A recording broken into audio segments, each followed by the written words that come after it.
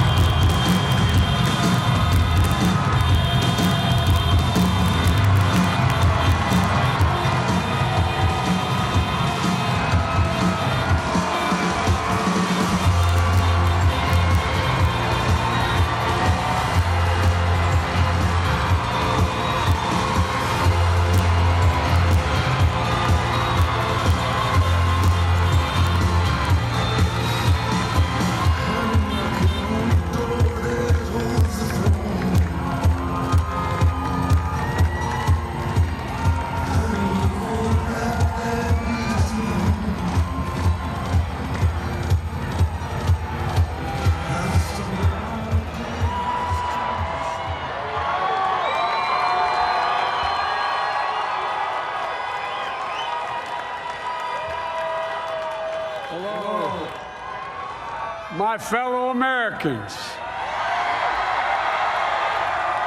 and the people who brought me to the dance, Delawareans. I see my buddy Senator Tom Carper down there, and I think Senator Coons is there, and I think the governor's around. Is that Ruth Ann? And that former Governor Ruth Ann Minner. Most importantly, my sisters-in-law and my sister Valerie. Anyway. Folks, the people of this nation have spoken. They've delivered us a clear victory, a convincing victory, a victory for we the people. We've won with the most votes ever cast on a presidential ticket in the history of the nation. 74 million.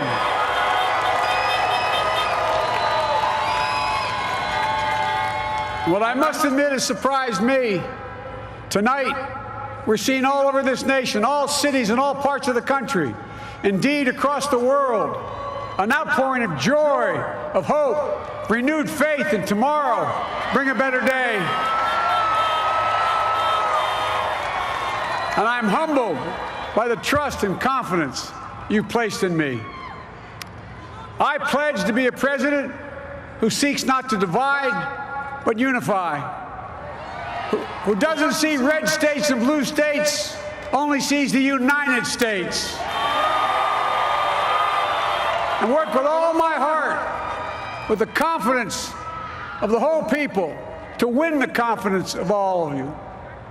And for that is what America, I believe, is about. It's about people. And that's what our administration will be all about. I sought this office to restore the soul of America, to rebuild the backbone of this nation, the middle class, and to make America respected around the world again, and to unite us here at home. It's the honor of my lifetime that so many millions of Americans have voted for that vision. And now, the work of making that vision is real. It's a task, the task of our time. Folks, as I said many times before, I'm Jill's husband. And I would not be here without her love and tireless support of Jill, and my son Hunter, and Ashley, my daughter, and all our grandchildren, and their spouses, and all our family. They're my heart. Jill's a mom, a military mom, an educator, and she has dedicated her life to education. But teaching isn't just what she does, it's who she is.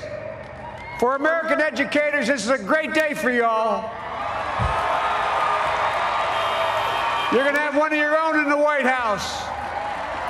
And Jill's going to make a great First Lady. I'm so proud of her.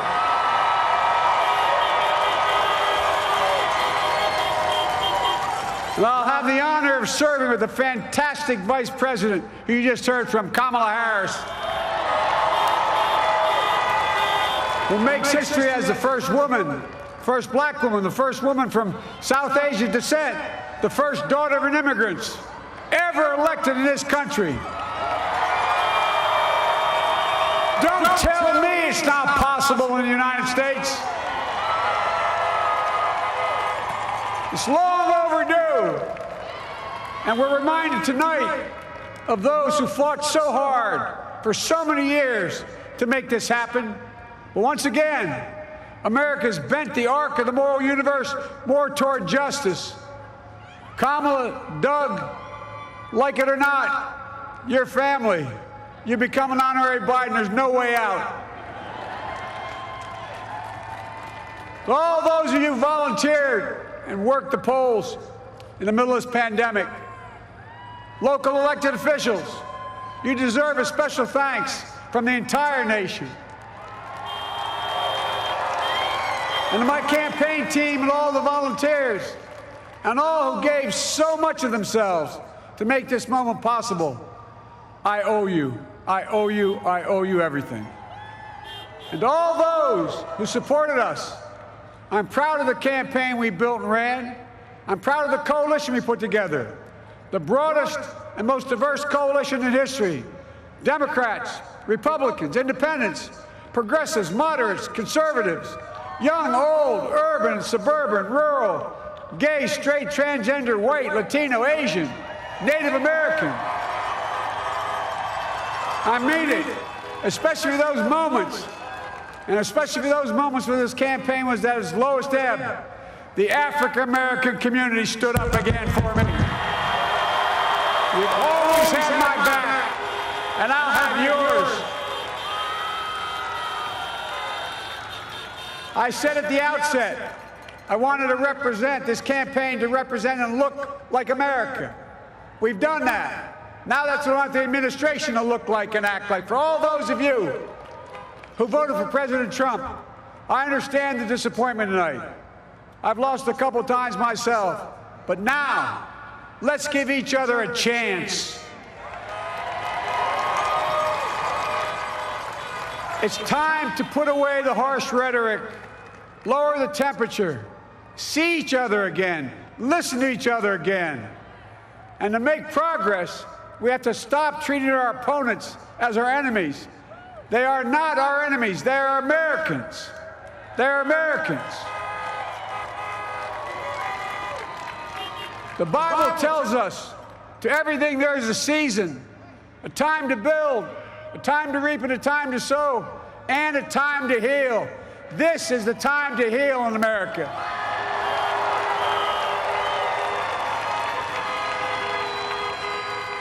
Now this campaign is over.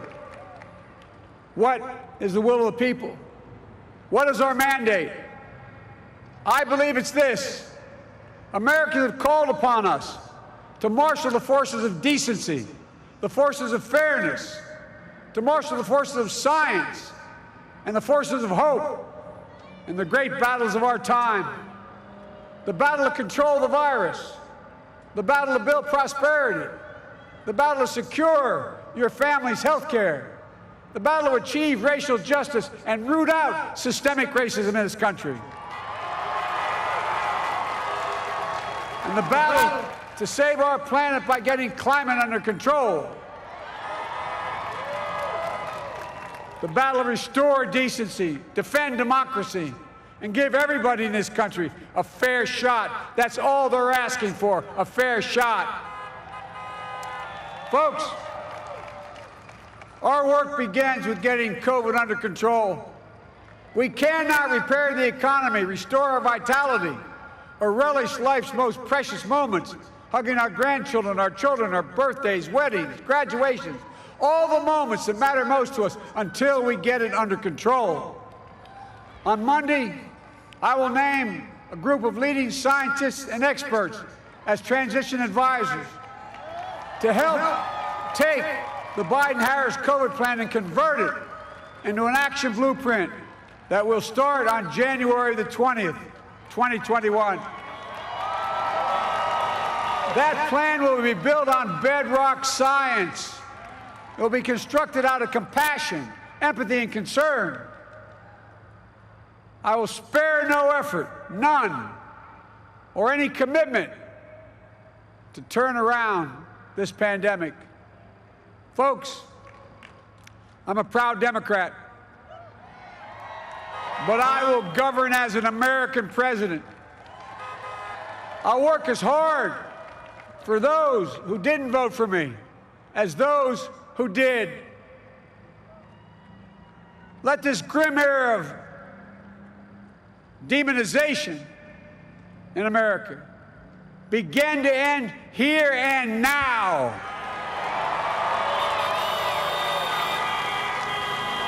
The refusal of Democrats and Republicans to cooperate with one another, it's not some mysterious force beyond our control. It's a decision, a choice we make. And if we can decide not to cooperate, then we can decide to cooperate. And I believe that this is part of the mandate given to us from the American people. They want us to cooperate in their interest. And that's the choice I'll make. And I'll call on Congress, Democrats and Republicans alike, to make that choice with me. The American story is about slow yet steadily widening the opportunities in America. And make no mistake, too many dreams have been deferred for too long. We must make the promise of the country real for everybody, no matter their race, their ethnicity, their faith, their identity, or their disability.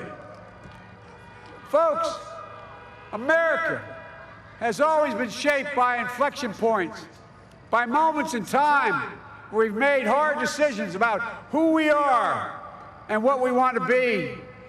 Lincoln in 1860, coming to save the Union. FDR in 1932, promising a beleaguered country a new deal. JFK in 1960, pledging a new frontier. And 12 years ago, when Barack Obama made history, he told us, yes, we can. Well, folks, we stand at an inflection point. We have an opportunity to defeat despair, to build a nation of prosperity and purpose. We can do it. I know we can. I've long talked about the battle for the soul of America. We must restore the soul of America. Our nation is shaped by the constant battle between our better angels and our darkest impulses. And what presidents say in this battle matters. It's time for our better angels to prevail. Tonight, the whole world is watching America. And I believe at our best, America is a beacon for the globe. We will lead not only by the example of our power, but by the power of our example.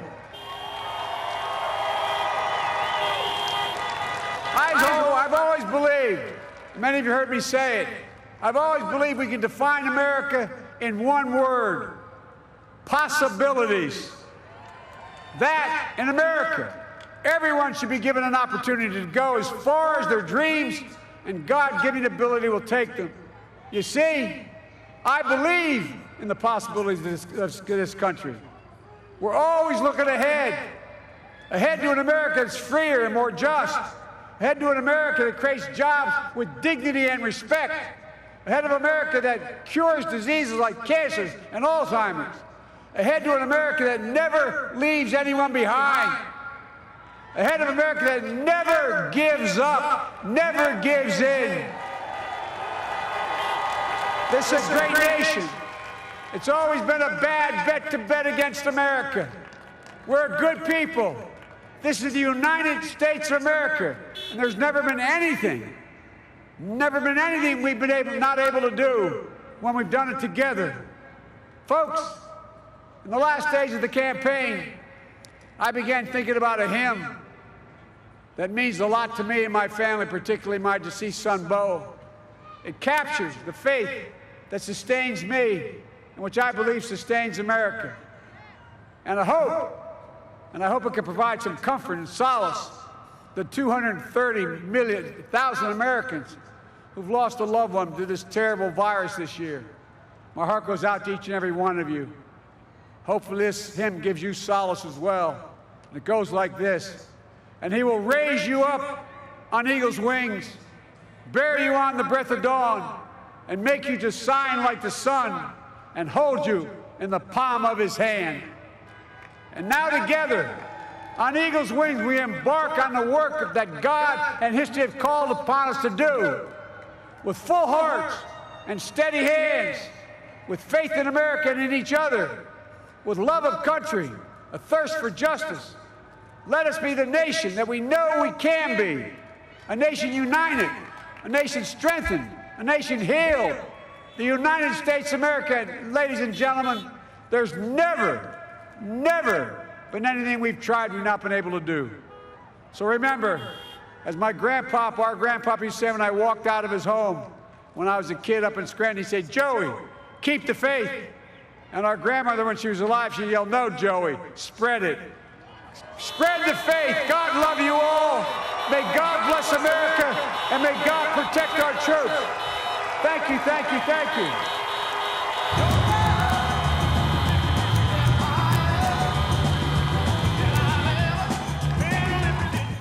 See the headlines as they happen and watch BBC News live in the app and get the full story with bbc.co.uk/news. Follow the story for all the latest with BBC News.